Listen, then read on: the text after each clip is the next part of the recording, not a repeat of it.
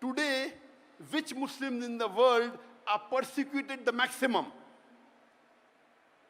Can you guess? Muslims in which part of the world are persecuted the maximum? Can you guess? From where? Myanmar. Palestine. According to me, today, maximum that Muslims are being persecuted is in Xinjiang, China. Uyghur Muslims. Yes, Muslims are being persecuted in Myanmar a lot, in Palestine a lot, but in China, it is on different levels. At least in Palestine, the Muslims can pray Salah. Correct? They can say Allahu Akbar. They can fast. They can read the Quran. They can get the contentment in their heart. They are being persecuted without doubt.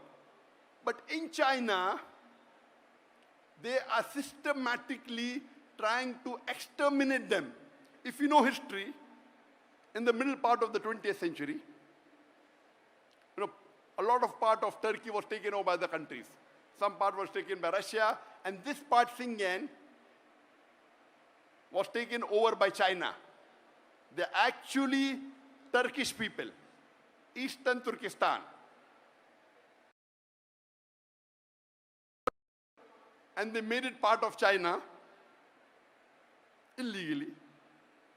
And many countries are doing that. You can easily make out the difference. You can look at their face and tell them these are not Chinese. But Allah subhanahu wa ta'ala has blessed that land with rich minerals. It has got wealth. So China is trying its level best to see to it that Muslims are exterminated from there. And they started in 2015, according to reports. It wasn't known to the world. It came out, some of the human rights organization came to know in 2016, and it came out in the media in 2017. It started coming out. Became more popular in 2018. What do? There are two types of Muslims in China. One is the Uyghur Muslims. The other is the Han Muslim. The Han Muslims are Chinese Muslim. They have problem, but very less compared to the Uyghur Muslims. Because the Han Muslim look like Chinese, they have problems, but compared to the Uyghur Muslims, very little. The Uyghur Muslim nowadays, most of them cannot even offer Salah.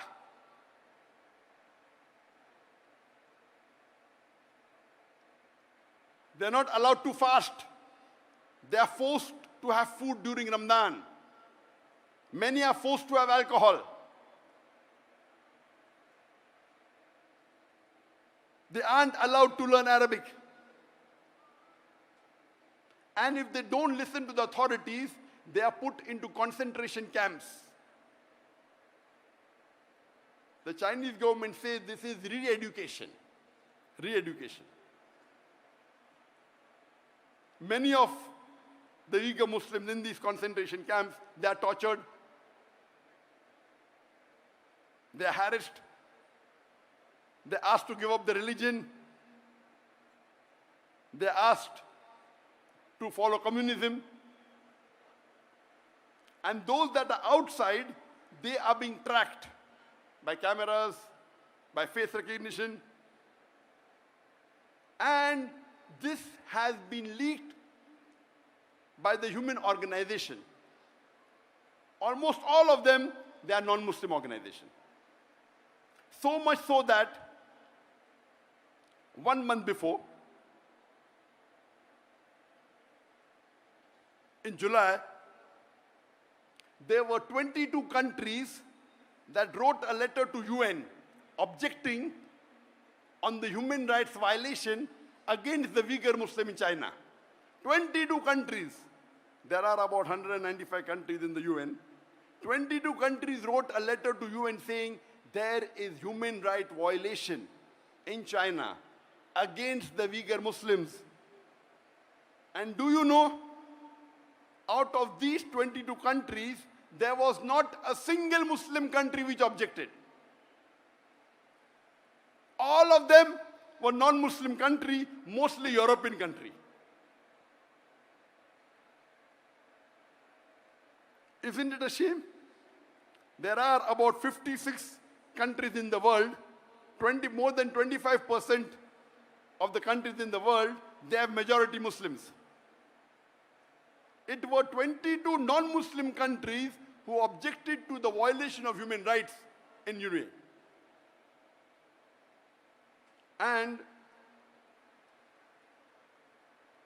when interviews were taken of some of the heads of states, and some did say that Muslims are weak, it will not benefit us much to object. To tell you the fact, they may be right. What they're doing, if you did not object and kept quiet, they may be using the rule of the Sharia, let a small loss take place to prevent a big loss. The Sharia gives you permission in Islam, it's usul, that let a small loss take place to prevent a big loss. If you think by objecting, you will not get any benefit, but there may be retaliation, there may be problem in your country, and if you do not take the best or the second best option of stopping with the hand or stopping with the tongue, you remain silent. This, if the situation is like that really, that if you object there may be retaliation, and if you take the decision of keeping quiet, Sharia gives you permission. That among the 56 countries, no one had the guts. But 22 non-Muslim countries had the guts. Here the story doesn't end. The story, which is really disheartening, is few days later, 37 countries give a letter to UN saying what the Chinese government is doing is correct. They are not torturing the Muslims. They are not violating human rights. They are educating them. They are doing anti-terrorism. 37 countries. Out of these 37 countries, 15 countries were Muslim countries. More than 40% of the countries which supported China, saying that what you're doing is right against the Muslims, what you're torturing them is correct, it is anti-terrorism, they were Muslims.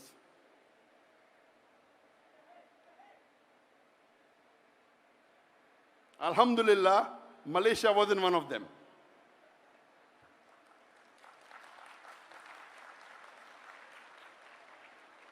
I don't want to take the names of the country which gave a letter, because I want to wake up the Muslims.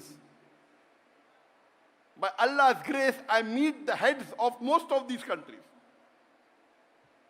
Whenever I meet head of state, my job as a da'i is to convey the message of Allah. Whether they follow or not, it's in their hand. I don't want to take the names because I don't want to embarrass them. But my request to the heads of states of this country, that our beloved Prophet said, if any Muslim is in problem, it is like if one part of the body is in problem, all the rest part, all the cells go to defend it. This is the Ummah. If any Muslim, he may be in any other part of the world, he's a Muslim, he's your brother in faith, you have to support him. How can you support the enemies of Islam just for a small benefit? This is not permitted in the Sharia. Keeping quiet, accepted. We are weak, you're keeping quiet. You may be the lowest level of moment, but yet you're a moment. But supporting a kafir who is killing your Muslim brothers, and you're supporting them, what is happening to our scholars? I am not a scholar, I am a da'i. The job of a da'i is to listen from the scholar and convey it to the masses. The scholar may be very intelligent, knows Islam. The job of a da'i is to make it simple and convey it to the mass. I am not a scholar, I am a da'i.